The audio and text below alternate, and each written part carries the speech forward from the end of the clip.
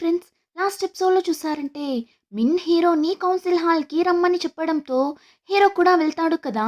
కానీ సడెన్‌గా కౌన్సిల్ హాల్‌లో బాంబు పేలినట్లు పెద్దగా సౌండ్ వచ్చి ఆ కౌన్సిల్ హాల్‌కి మంటలంటుకుంటుంది. ఇప్పుడు ఆ ప్లేస్‌కి హీరోయిన్ కూడా వెళ్లి చూస్తుంటుంది.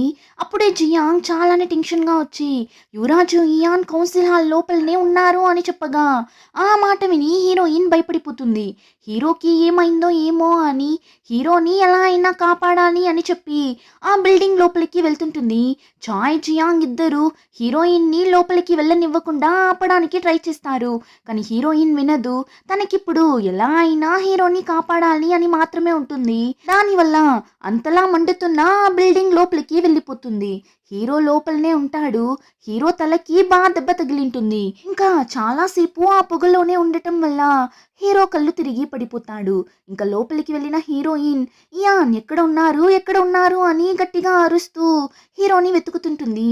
హీరోయిన్ హీరో పేరు చెప్పి పిలవడంతో అన్కాన్షియస్లో ఉన్న హీరోకి వినిపించి కాన్షియస్లోకి వస్తాడు.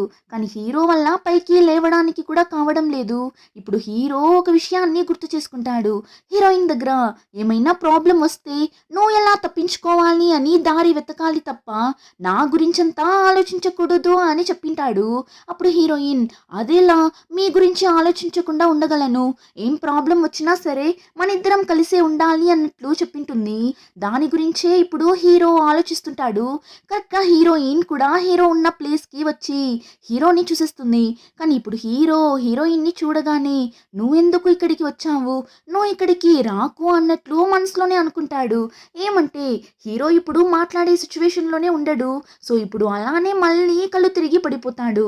ఇప్పుడు హీరోయిన్ ఫాస్ట్గా వెళ్ళి హీరోని పట్టుకొని దయచేసి కళ్ళు తెరిచి చూడండి, నన్ను వదిలి వెళ్ళిపోకండి అని అంతలా ఏడుస్తుంటుంది. కానీ హీరో చలనం అన్నదే లేకుండా పడింటాడు. ఇప్పుడు హీరోని ఎలా అయినా అక్కడి నుండి బయట పిలుచుకుని వెళ్ళిపోవాలి అని చెప్పి అక్కడి నుండి లాక్కుని వెళ్ళాలి అని చూస్తుంది. కానీ హీరోయిన్ వల్ల అస్సలు కావడం లేదు. ఇలా హీరోయిన్ ఇక్కడ హీరోని కాపాడటానికి ట్రై చేస్తున్న ఆ టైంలోనే ఇక్కడ యూనాని చూపిస్తారు. యూనాకి అయితే కౌన్సిల్ హాల్లో మంటలు అంటుకున్న విషయమే తెలియదేమో. దానివల్ల ఏంటిది బయట నుండి ఏమో సౌండ్ వినిపిస్తుంది అని అనుకుంటూ కూర్చోన్నప్పుడు బుల్లిరాజు ఏడుస్తూ వచ్చి ఇలా కౌన్సిల్ హాల్కి నిప్పంటుకుంది మా అంటాడు. ఆ మాట విని యూనా షాక్ అయి ఏమైంది అని అడగ్గా కోట్లేడి కూడా వచ్చి అవును రాజమాత, కౌన్సిల్ హాల్కి మంటలు అంటుకుంది, యువరాజు ఇయాన్ దాని లోపలనే ఉన్నారు అన్నట్లు చెప్పగా అంతే యూనా కూడా భయపడిపోతుంది. యువరాజు సేఫ్గా ఉన్నాడు కదా, అతనికి ఏం కాలేదు కదా అని అడుగుతుంటుంది. ఇప్పుడు అలానే కట్ చేస్తే నెక్స్ట్ సీన్లో హీరోని చూపిస్తారు. ఎలానో హీరోయిన్ హీరోని కాపాడి బయట పిలుచుకొని వచ్చినట్లుంది.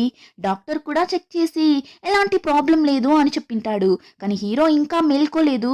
హీరోయిన్ అయితే హీరో పక్కనే కూర్చొని చాలానే డల్గా హీరోనే చూస్తూ కూర్చోంటుంది.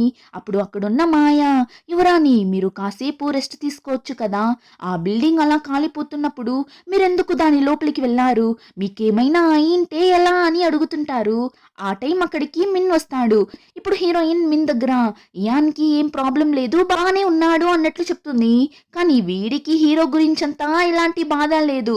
హీరోయిన్కి ఏమైనా అయిందేమో అనే టెన్షన్గా వచ్చింటాడు. నువ్వెందుకు మండుతున్న బిల్డింగ్ లోపలికి వెళ్ళావు, నీకేమైనా అయింటే ఏం చేసేది, రా హాస్పిటల్కి వెళ్దామని పిలుస్తాడు.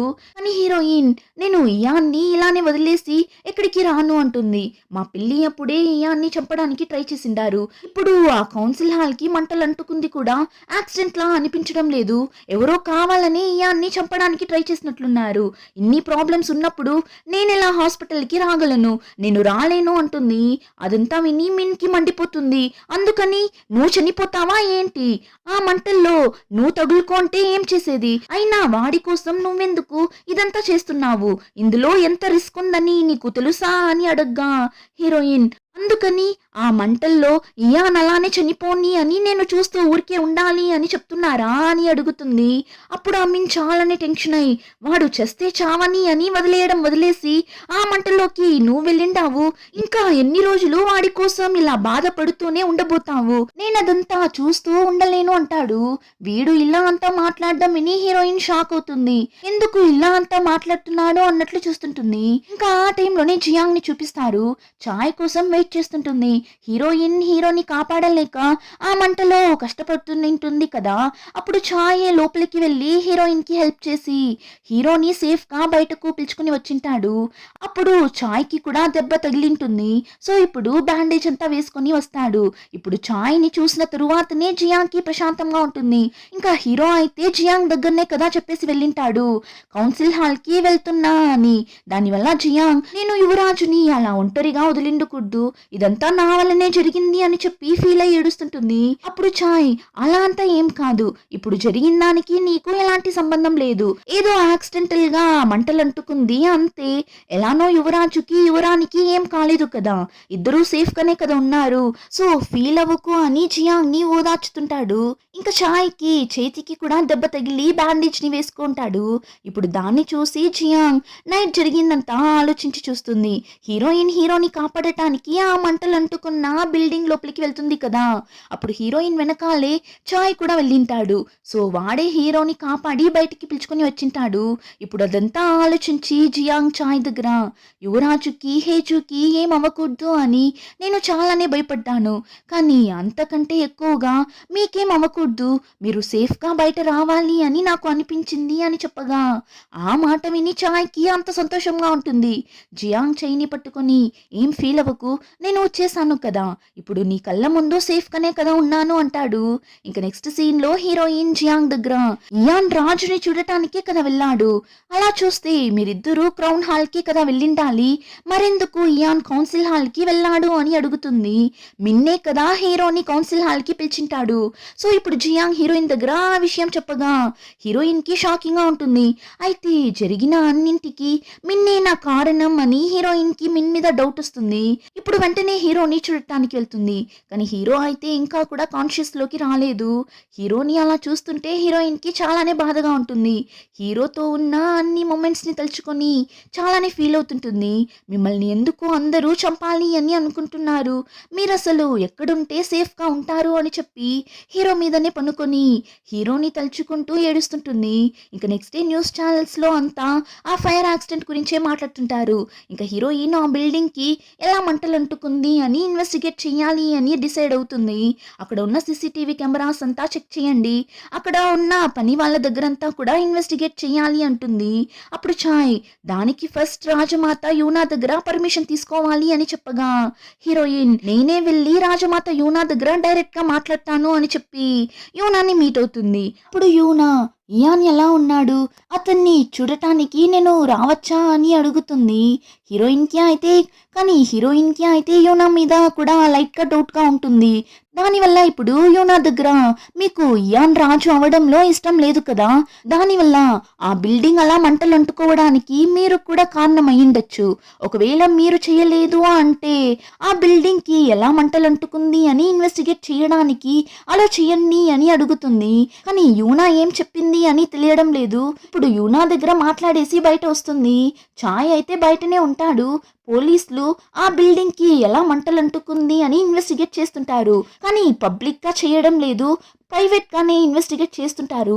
సో ఆ విషయాన్ని హీరోయిన్ దగ్గర చెప్పగా ఎందుకు పబ్లిక్ గా చేయడం లేదు అని అడుగుతుంది. అప్పుడు ఛాయ్ లేదు, ప్రైమ్ మినిస్టర్ మిన్నే ప్రైవేట్ గా ఉండని పబ్లిక్ గా ఇన్వెస్టిగేట్ చేయడం వద్దు అని చెప్పాడు. ఇంకా ఇప్పుడు మిన్ యువరాజుని చూడటానికే వెళ్ళాడు అని చెప్పగా హీరోయిన్ కి ఆల్రెడీ మిన్ మీద డౌట్ వచ్చేసింది కదా, దానివల్ల మిన్ హీరోని ఏమైనా చేసేబోతాడు అని ఫాస్ట్ గా హీరో రూమ్ కి వెళ్తుంది. చూస్తే మిన్ అక్కడే ఉంటాడు, అలానే జియాంగ్ కూడా అక్కడే ఉంటుంది. ఇప్పుడు జియాంగ్ ని చూసిన తరువాతనే హీరోయిన్ కి ప్రశాంతంగా ఉంటుంది. ఇంకా మిన్ కూడా హీరోయిన్ దగ్గర మాట్లాడేసి వెళ్ళిపోతాడు, కానీ హీరోయిన్ కి అయితే మిన్ ని చూస్తుంటే డౌట్ గానే ఉంటుంది. ఇంకా నెక్స్ట్ సీన్ లో హీరోయిన్ అన్న తేజుని చూపిస్తారు. వాడి వైఫ్ తో పాటు ఒక రెస్టారెంట్ లో ఉంటాడు. ప్యాలెస్ లో మంటలు అంటుకున్న విషయం తెలిసి హీరోయిన్ కి కాల్ చేస్తాడు, కానీ హీరోయిన్ కాల్ ని లిఫ్ట్ చేయడం లేదు, మెసేజ్ చేసినా రిప్లై ఇవ్వడం లేదు. దానివల్ల ఏమైందో ఏమో కదా అని తేజున్ టెన్షన్ గా ఉంటాడు. అప్పుడు అక్కడ ఉన్న ఇద్దరు అమ్మాయిలు ప్యాలెస్లో మంటలు అంటుకుంది కదా, ఆ మంటల్లో యువరాజు ఇయాన్ చనిపోయాడంట. కానీ అఫీషియల్గా వాళ్ళు బయట ఎవరికి చెప్పలేదు. వాళ్ళు ఆ విషయాన్ని దాచిపెట్టిండారు అన్నట్లు మాట్లాడుతుంటారు. అదంతా విని తేజునికి వాడి వైఫ్ కి చాలానే భయం వేసి హీరోయిన్ కి ఇప్పుడు ఇద్దరు కాల్ చేస్తూనే ఉంటారు. కానీ హీరోయిన్ మాత్రం ఫోన్ ఎత్తనే లేదు. ఇప్పుడు అలానే నెక్స్ట్ డే చూపిస్తారు మిన్ యోనాని మీట్ అయ్యి యాక్చువల్లీ బుల్లిరాజు ప్లేస్ లో ఉండి హీరోనే కదా అంతా చూసుకుంటున్నది.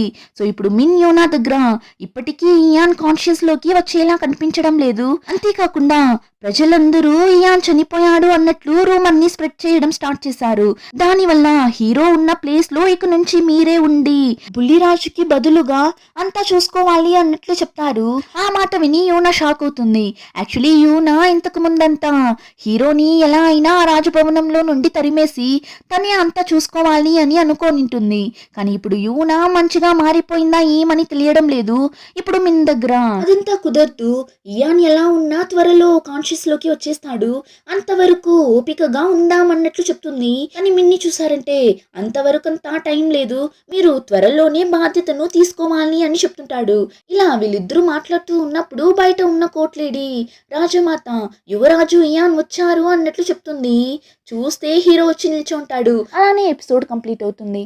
రిమైనింగ్ స్టోరీని నెక్స్ట్ ఎపిసోడ్లో చూద్దాం. ఇంకా ఈ వీడియో నచ్చితే లైక్, షేర్ అండ్ సబ్స్క్రైబ్.